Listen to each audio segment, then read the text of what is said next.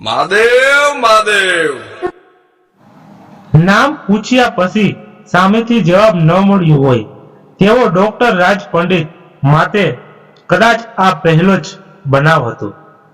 તેમણે પોતાની સામે પેશન્ટ ચેર પર બેઠેલી યુવતી સામે નજર સ્થિર કરીને ફરીથી પૂછ્યું, યોર નેમ પ્લીઝ. સામે એ જ યથાવત મૌન. ડોક્ટર રાજ પંડિત થોડી ક્ષણો માટે એક ધારા એ યુવતી સામે તાકી રહ્યા. તે યુવતીએ હજુય નીચું જોઈને બેઠી હતી. એકાએક તેના બંધ હોઠ ખુલ્યા અને તેમાં હળવેથી ધ્રુજારી શરૂ થઈ. ત્યાર પછીની ક્ષણે તેમાંથી એક ડૂસકું બહાર સર્યું. તમે રડો નહીં પ્લીઝ. હજુ તો તમારો કેસની ફાઇલમાં લખવા માટે તમારું નામ જ પૂછ્યું છે. તમે જો અત્યારથી જ રડવા રાખશો તો તમારી તકલીફ વિશે હું કેમ જાણી શકીશ? જુઓ, સાંભળો, તમે અહીં એકલા જ આવ્યા છો કે તમારી સાથે અન્ય કોઈ આવ્યું છે? જો કોઈ આવ્યું હોય અને જો બહાર બેઠું હોય તો તેને અંદર બોલાવી લો. ડોક્ટર રાજ હજુ તો આટલું બોલ્યા ત્યાં પેલી યુવતીએ ડુસકાઓનું સરોવર રૂંદન સમુદ્રમાં ફેરવાઈ ગયું. તેને આમ રડતી જોઈ ડોક્ટર રાજે તરત જ તેની સહાય નર્સ આશા તરફ ઇશારો કરી તેને પાણી આપવા સૂચવ્યું. આશાએ પાણીનો ગ્લાસ ભરી તે યુવતીને આપ્યું. તે યુવતીના હિપકા હવે વચ્ચે વચ્ચે ભરતા પાણીના ઘૂંટડાની સાથે સાથે ઓછા થવા લાગ્યા. તે જોઈ ડોક્ટર રાજ પંડિત થોડો નિરાંતનો શ્વાસ ખેંચ્યો. તેની સામે બેઠેલી અને મેડિકલ એમ્પ્રેન્ટિસશીપ કરતી ડોક્ટર વિશ્વાએ મોં મચકોડ્યું. ડોક્ટર વિશ્વા તાજેતરમાં જ ડોક્ટર થયેલી યુવાન અને સુંદર યુવતી હતી. ડાક્ટરી વિજ્ઞાનમાં પ્રેક્ટિકલ પાઠો શીખવા તે ડોક્ટર રાજ પંડિતના ક્લિનિક પર આવતી હતી. ડોક્ટર રાજ પંડિતનું નામ આખા પોરબંદર શહેરમાં એક શ્રેષ્ઠ ગાયનેકોલોજિસ્ટ તરીકે પ્રખ્યાત હતું. તેઓ સ્ત્રી રોગના નિષ્ણાત ડોક્ટર જ માત્ર નહોતા, પરંતુ એક ઉમદા માનવ પણ હતા.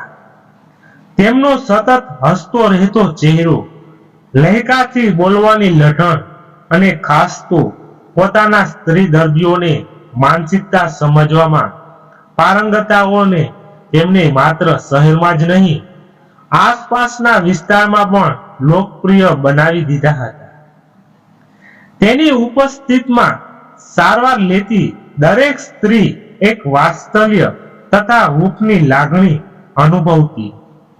આમ જુઓ તો શહેરમાં સ્ત્રી રોગના નિષ્ણાત ડોક્ટર રાજના ક્લિનિક પર દર્દીઓની લાઈન લાગતી.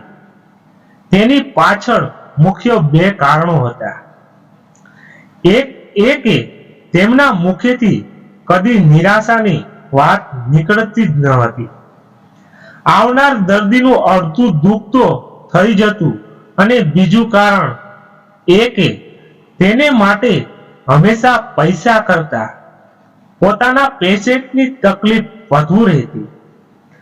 આવેલા દર્દીને ઓછામાં ઓછા ખર્ચે કેવી રીતે સ્વસ્થ કરી શકાય તે બાબતે વિચારવું તે તેમનો જીવન મંત્ર હતું. સામે બેઠેલી યુવતી હવે થોડી સ્વસ્થ થઈ હોય તેવું લાગ્યું એટલે ડોક્ટર રાજે તેની સામે જોઈને પૂછ્યું, સાથે કોઈ આવ્યું છે કે નહીં? એકલી જ આવી છું. યુવતીના ગળામાંથી નીકળેલો અવાજ એટલો ધીમો હતો કે તેને સાંભળવા ડોક્ટર રાજે કાન સરવા કરવા પડ્યા. Okay, don't worry. અહીં મારી સાથે બે સ્ત્રીઓ છે. એક છે આશા સિસ્ટર અને બીજા છે ડોક્ટર વિશ્વા. ડોક્ટર રાજે તે યુવતી માટે વિશ્વાસનું વાતાવરણ સર્જવા તે બંનેનો પરિચય આપ્યો. હવે તારું નામ પૂછું તો રડવું નહીં આવે ને? સહેજ હળવાશથી ડોક્ટર રાજ બોલ્યા, પેશન્ટને હંમેશા તમે કહીને જ સંબોધન કરાય તેવો મેડિકલ એથિક્સની એસી-તેસી કરી. ડોક્ટર રાજ તેની દીકરી જેવડી યુવતીઓને હંમેશા તું અને બેટા કહીને જ બોલાવતા. પેલી યુવતીના ચહેરા પર એક હળવું સ્મિત આવ્યું. નાના ડોક્ટર, આઈ એમ સોરી, પરંતુ ઇટ્સ ઓલ રાઈટ. હવે પહેલા તારું નામ કહે અને પછી તકલીફ કહે. મારું નામ કૃપા છે, કૃપા જોશી. તેણે સહેજ ખોખારો ખાધો અને પછી આગળ ચલાવ્યું.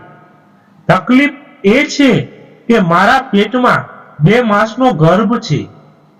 આ પહેલા જે ડોક્ટરને બતાવ્યું હતું તેમણે મને કહ્યું કે પેટમાં ગર્ભનો વિકાસ ખૂબ જ ઓછો છે. એટલે તે સહેજ અટકીને પછી બોલી, ક્યુરેટ કરી, બાળકને દૂર કરી, ફરીથી પ્રેગ્નન્સી માટે ટ્રાય કરવી. બોલતા બોલતા તેનો કંઠ ફરીથી રૂધાયો. ડોક્ટર રાજ પંડિત અને ડોક્ટર વિશ્વા તેની સામું જોઈ રહ્યા. કૃપાએ ઝડપથી પોતાની જાત ઉપર કાબુ મેળવી લીધો અને વાતનું અનુસંધાન સાધ્યું. પરંતુ તે શક્ય નથી. મારા હસબન્ડ લશ્કરમાં હતા. તેઓ રજામાં ઘરે આવ્યા હતા. અમે થોડો વખત સાથે રહ્યા, પરંતુ તેમને ડ્યુટી પર જવાનો ઇમરજન્સી કોલ આવતા જવાનું થયું. 25 દિવસ પહેલા જમ્મુમાં કોઈ આતંકવાદીની ગોળી વાગી એટલે બોલતા કૃપા ફરીથી રડી પડી. ડોક્ટર રાજ પંડિતે ઉપરની સીલિંગ તરફ જોયું. ત્યાં કોઈ ઈશ્વર દેખાયો નહીં જે આ કૃપા ઉપર કૃપા વરસાવી શકે. ડોક્ટર રાજે એક ઊંડો શ્વાસ ખેંચ્યો અને પોતાની ખુરશી પરથી ઊભા થઈ અને કૃપા તરફ જોઈ એકદમ વિશ્વાસપૂર્વક બોલ્યા, બસ આટલી અમથી જ વાત છે. અરે એમાં શું થઈ ગયું બેટા? હું છું ને. તારા પેટમાં રહેલા એ નાનકડા ફોજીને એકદમ તંદુરસ્ત બનાવી અને ડિલિવરી પછી તેને તારા હાથમાં રમતો ન કરું તો મારું નામ ડોક્ટર રાજ પંડિત નહીં, સમજી? પછી એક ચપટી વગાડી બોલ્યા, કમ ઓન ચાલ, સામેના ટેબલ પર સૂઈ જા એટલે હું ચેકઅપ કરી લઉં. અને હા, તે પછી હું જેવા દવા લખી આપું તે તારે નિયમિત ખાવી પડશે હો. કહી તેમણે પોતાની અંદરના ઈશ્વર સાથે એક મુખ સંવાદ શરૂ કર્યો, જે કોઈ પણ કોમ્પ્લિકેટેડ કેસ હાથમાં લેતા પહેલા તે હંમેશા કરતા. હે પ્રભુ, તમે તો જાણો છો કે અમારા મેડિકલ સાયન્સની એક સીમા છે. એ જ્યાં પૂરી થાય છે ત્યાંથી તમારી સરહદ શરૂ થાય છે. આ સ્ત્રી કે જેને પોતાનો પતિ હજુ હમણાં જ ગુમાવ્યો છે, તેની પાસે તેનું બાળક રહેવા દેજે પ્લીઝ, નહીતર આ બિચારી જીવશે કોના ભરોસે? મારી મર્યાદા છે, મારી દવાની મર્યાદા છે, પરંતુ તારી તો કોઈ જ મર્યાદા નથી. માટે એ દોસ્ત, મને સાચો નિર્ણય લેવામાં મદદ કરજે પ્લીઝ. પછી 10 મિનિટ સુધી ડોક્ટર વિશ્વાએ કૃપાના ગર્ભાશયનું આખું વિશ્વ તપાસ્યું. ગર્ભસ્થ બાળકની કુંડળી માંડી જોઈ. બાળકનો વિકાસ ઓછો તો હતો જ. સામાન્ય સંજોગોમાં અગાઉના ડોક્ટરે કરેલા નિર્ણયને મંજૂરી આપવી જ પડે, પરંતુ અહીં પરિસ્થિતિ જુદી હતી. અહીં પેટમાં જે બાળક હતું તેને વિકસિત કરવું અને બચાવવું એ અત્યંત જરૂરી હતું. હમણાં જ વિધવા બનેલી એક સ્ત્રીની જીવનભર સાથ આપનાર મૂડીને ક્યુરેટ કરી વેઠવી શકાય તેમ નહોતું. તો સામા પક્ષે ઓછા વિકસિત ગર્ભ પેટમાં રાખી તેને બચાવવા પ્રયત્ન કરવો એ પણ ખૂબ જ જવાબદારી વાળું કામ હતું. ડોક્ટર રાજે જવાબદારી ઉઠાવવાનો નિર્ણય કર્યો. કૃપાને કહ્યું, જો કૃપા, તને અગાઉ જે ડોક્ટરે જે સલાહ આપી હતી તે સાવ ખોટી તો ન જ કહી શકાય, પરંતુ દરેક સમસ્યા તેનો ઉકેલ પોતાની સાથે લઈને આવતી હોય છે. આપણે એક ચાન્સ લેવા જઈ રહ્યા છીએ, એટલે આમાં ડોક્ટર કે દર્દી એટલે કે હું અને તું એ આ કિસ્સામાં અપૂરતા ગણાઈએ. આપણે આમાં એક ત્રીજી હસ્તીને પણ સામેલ કરવી પડશે, જેને લોકો ઉપરવાળો કહે છે. તું તેને પ્રાર્થના કર અને હું મારા તમામ અનુભવોને કામે લગાડું છું. તું આસ્થા ન ગુમાવતી, હું હિંમત નહીં ગુમાવું. અને હા, તું કાલે ફરીથી આવજે, હું તને કાલે જ દવાઓ લખી આપીશ, ઓકે? કહીને ડોક્ટર રાજે કૃપાને રજા આપી. તે આખો દિવસ ડોક્ટર રાજ ઓપીડીની સાથે પોતાના મોબાઈલ પર અમદાવાદ, મુંબઈ અને બેંગલુરુ જેવા મોટા શહેરોમાં પ્રેક્ટિસ કરતા પોતાના ગાયકને ડોક્ટર મિત્રો સાથે આ કેસની ચર્ચા કરી, લેટેસ્ટ સંશોધન વિશે જાણતા રહ્યા અને અંતે તેના નિચોડ રૂપે કૃપા માટે લાઇન ઓફ ટ્રીટમેન્ટ નક્કી કરી. સામે બેઠેલી નવી ડોક્ટર થયેલી ડોક્ટર વિશ્વા આ બધું વિસ્ફારિત નહીને જોઈ રહી હતી. ટ્રીટમેન્ટ માટે જે દવાઓ પોરબંદરમાં નહોતી તે બહારથી મંગાવી લેવા તેમણે પોતાના જાણીતા કેમિસ્ટને ફોન કર્યો અને બીજા દિવસે તે દવાઓ બાય ફ્લાઇટ પોરબંદરમાં પહોંચી જાય તે માટે વગ વાપરવા પોતાના એક બિઝનેસમેન મિત્રને પણ ફોન કરી દીધો. ડોક્ટર વિશ્વા માટે આ બધું તદ્દન આશ્ચર્યજનક હતું. તેના મેડિકલ અભ્યાસમાં 5.5 વર્ષના કોર્સમાં ડોક્ટર રાજ અહીં જે કરી રહ્યા હતા તે ક્યાંય આવ્યું ન હતું. ને એક પેશન્ટ માટે આટલી બધી મહેનત કેમ કરો છો સર? આખરે વિશ્વાએ પૂછી જ નાખ્યું. પેશન્ટ, આ બધું હું એક પેશન્ટ માટે થોડું કરી રહ્યો છું, આ બધું તો હું મારી જાત માટે કરી રહ્યો છું. ડોક્ટર વિશ્વા ફક્ત સેલ્ફ સેટિસ્ફેક્શન માટે, ઇનફેક્ટ હું એક ઋણ ઉતારી રહ્યો છું, એક પ્રોમિસ નિભાવી રહ્યો છું. કોનું ઋણ સરશે પ્રોમિસ એ વાત બહુ લાંબી છે.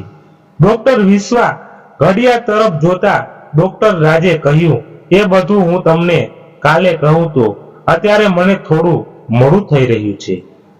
મારો પુત્ર પાર્થ આજે જ ડોક્ટર બની બોમ્બેથી આવ્યો છે. આજે રાત્રે અમે બધા સ્વાગત રેસ્ટોરન્ટમાં જમવા જવાના છીએ.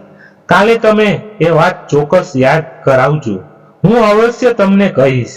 It's promise. બીજે દિવસે સવારે કૃપા ડોક્ટરથી ચેમ્બરમાં આવી ત્યારે તે ગઈકાલ કરતા ઘણી જ સ્વસ્થ હતી. તેની સાથે એક વૃદ્ધ યુગલ પણ હતું.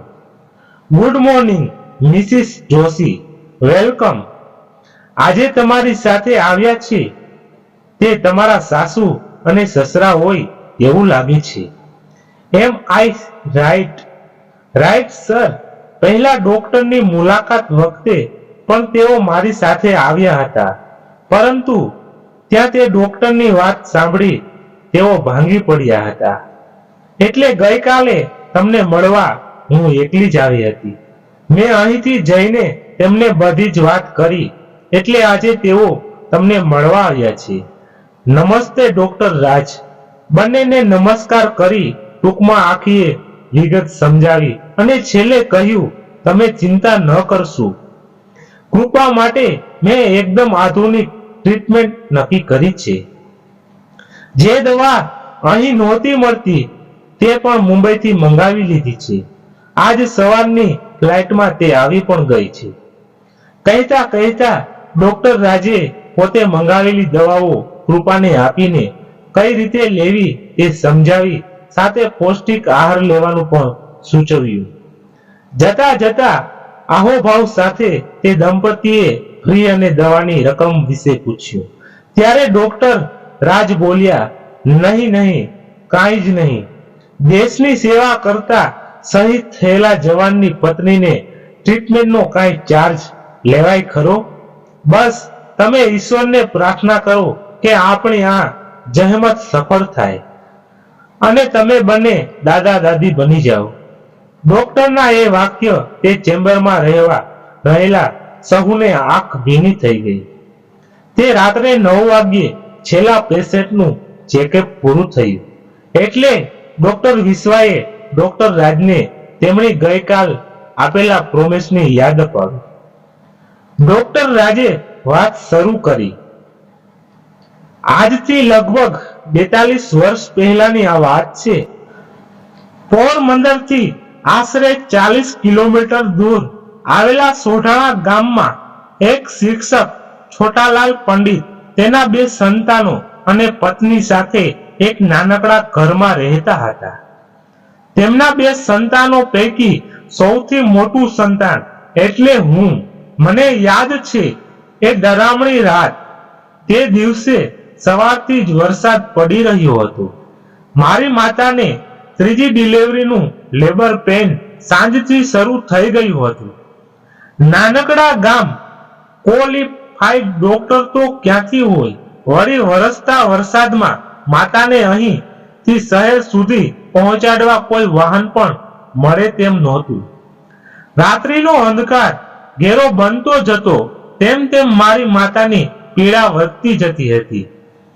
મારા પિતાજીના ખાસ મિત્ર ભગવાનજીભાઈ ગામની જે દાયણને તેડી લાવ્યા હતા.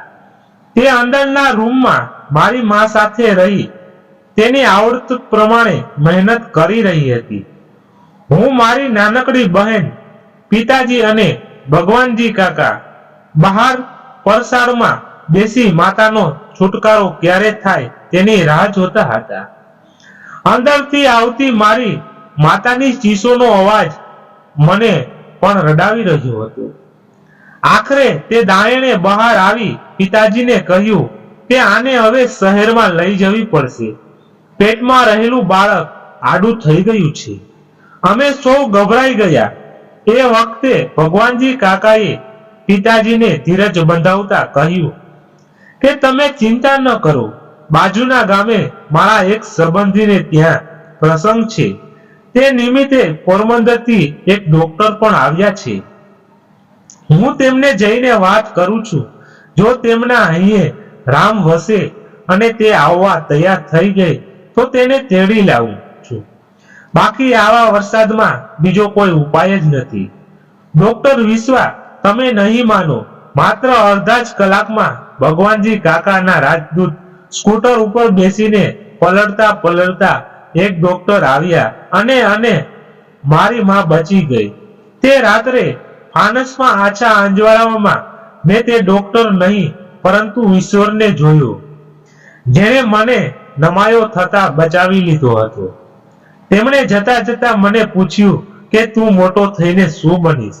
ત્યારે મારા મોઢામાંથી શબ્દો સર્યા, તમારા જેવો ડોક્ટર. એ એક બાળકના મોઢેથી બોલાયેલો શબ્દો નહોતો ડોક્ટર વિશ્વા, પરંતુ મેં સમગ્ર માનવજાતને આપેલું પ્રોમિસ હતું. બાજુના ગામે પોતાના સગાને ત્યાં પ્રસંગે આવેલા એ ડોક્ટર પ્રસંગ છોડીને મેઘલી રાતે જે રીતે મારી માને બચાવવા ચાલી નીકળ્યા તે ઘટના મારા ચિત્તમાં એવી રીતે અંકિત થઈ ગઈ છે કે માનો આજે પણ દરેક ગર્ભવતી સ્ત્રીના ચહેરામાં મને મારી માનો ચહેરો દેખાય છે. આપણે ગાયનોકોલોજિસ્ટો એવી વ્યક્તિ છીએ ડોક્ટર વિશ્વા કે જેણે ઈશ્વર જેવું જતનપૂર્વક સર્જન માતાના ગર્ભમાં 9 માસ સુધી કર્યું હોય તેને કાળજીપૂર્વક બહાર લાવી તે માતાના હાથમાં સોંપવાનું જ કાર્ય કરવાનું હોય છે. આપણે નસીબદાર છીએ કે ઈશ્વર પોતાના આ સર્જક કાર્યમાં આપણને ભાગીદાર બનાવે છે. ફક્ત આપણે જ નહીં. અને એક વાત કહું ડોક્ટર વિશ્વા, ડોક્ટર માટે દાક્તરી એ કદાચ એક પ્રોફેશનલ હશે, પરંતુ દર્દી માટે તો ડોક્ટર તેનો જીવનદાતા હોય છે. એ પાઠ હું તો વર્ષો પહેલા એ મેઘલી રાત્રે શીખ્યો હતો. યસ, એ જ રાત્રે ડોક્ટર વિશ્વા ભીની આંખે આહોભારપૂર્વક ડોક્ટર રાજ પંડિતના 50 વર્ષીય ચહેરા પર ચમકતી આભાને જોઈ રહી. તેના કાનમાં શબ્દો ગુંજતા હતા, તુજ મેં રબ દિખતા હૈ. મિત્રો, આ કહાનીને આપણે અહીંયા જ સમાપ્ત કરીએ છીએ. આ કહાની તમને કેવી લાગી તે કમેન્ટ બોક્સમાં અવશ્ય જણાવશો. અને જય શ્રી કૃષ્ણ લખવાનું તો ભૂલશો નહીં. જય શ્રી કૃષ્ણ તો લખવું જ પડશે. અને અમારી ચેનલમાં નવા છો તો ચેનલને સબસ્ક્રાઇબ કરવી જ પડશે અને વિડીયોને શેર કરી જ દેજો અને લાઈક કરી દેજો, એટલે તમને આવી અવનવી કહાની સાંભળવા મળતી રહે. ધન્યવાદ. ફરી મળીએ એક નવી કહાની સાથે. ત્યાં સુધી બધા મસ્ત રહો, તંદુરસ્ત રહો. જય માતાજી, જય દ્વારકાધીશ. હર હર મહાદેવ મહાદેવ. જય શ્રી રામ.